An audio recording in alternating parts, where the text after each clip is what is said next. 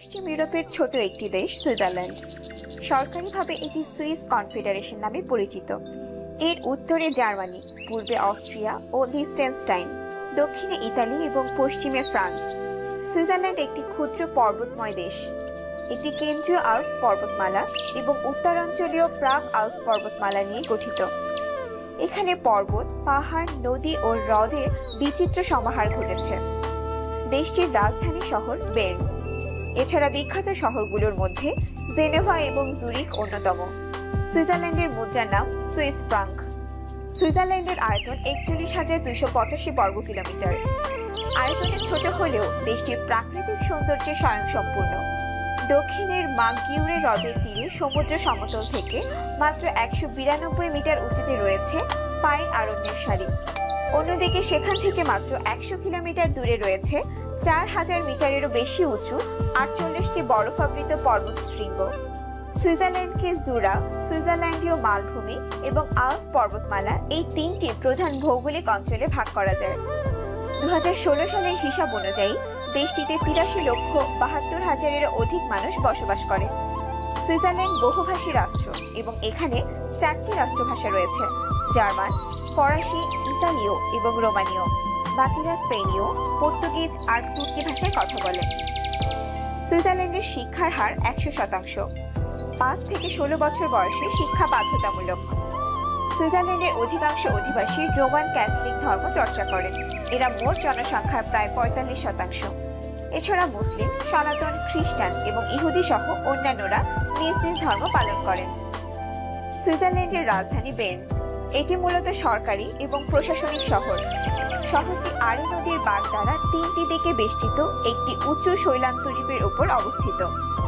শহরের পুরাতন এলাকাগুলো পথচারীদের ভ্রমণের জন্য পরিবর্তিত করা হয়েছে এবং এগুলো থেকে আল্পস পর্বতমালার অসাধারণ সব দৃশ্য অবলোকন করা যায়। বের্নে সূক্ষ্ম বৈজ্ঞানিক যন্ত্রপাতি, টেক্সটাইল, ভারী যন্ত্রপাতি, রাসায়নিক দ্রব্য, ঔষধ এবং চকলেটের কারখানা রয়েছে। প্রতি বছর বের্ন শহরে ২টি বিরাট মেলা অনুষ্ঠিত হয়। বের্ন শহরে প্রায় ১,৩০,০০০ লোকের বাস। এটি জনসংখ্যার দিক থেকে সুইজারল্যান্ডের ৫ম বৃহত্তম শহর। বের্ন শহরের পেটেন্ট অফিসে কেরানিগিরি করার সময় আলবার্ট আইনস্টাইন তার আপেক্ষিকতা তত্ত্বের রূপরেখা দাঁড় করান। সুইজারল্যান্ডের নিরপেক্ষতার লম্বা ইতিহাস রয়েছে, তবে ১৮১৫ সালের পর থেকে দেশটিতে কোনো যুদ্ধ হয়নি। তাছাড়া বিশ্বযুদ্ধের সময়ও সুইজারল্যান্ড আক্রান্ত হয়নি। ১৯২০ সালে সুইজারল্যান্ড জাতিপুঞ্জের সদস্য হয়।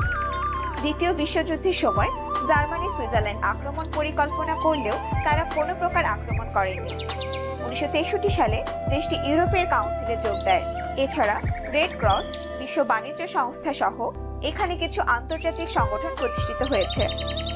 সুইস ব্যাংকে কালো টাকা নিরাপদে সংরক্ষণের জন্য কুখ্যাতি থাকলেও সুইজারল্যান্ডের ঘড়ি, ট্রেন এবং চকলেট বিশ্ববিখ্যাত। দেশটির কোনো নিয়মিত সেনাবাহিনী নেই। দেশটির রাজনৈতিক অবস্থা ভারসাম্যমূলক এবং অত্যন্ত স্থির।